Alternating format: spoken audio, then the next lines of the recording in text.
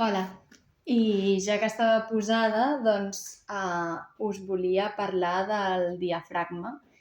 El diafragma és un múscul molt emocional i conté totes les emocions que hem anat tragant o aguantant, no?, durant la vida.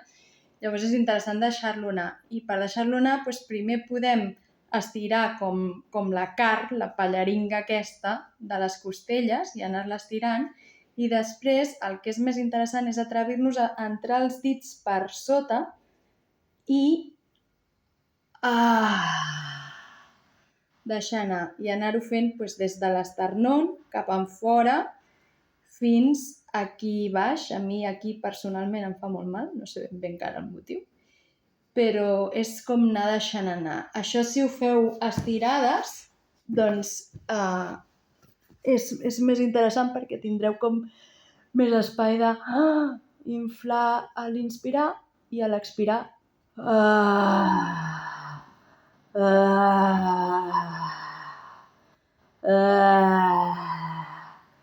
aneu deixant anar. Al principi fa una mica de mal i fa impressió perquè no és un lloc on estiguem acostumades a posar els dits, però us asseguro que mica en mica es va fent com espai, quan ho fas diversos dies, etc., i es va deixant anar una mica les emocions que porten allà encallades des d'anys A. Espero que us serveixi. Vinga, una abraçada.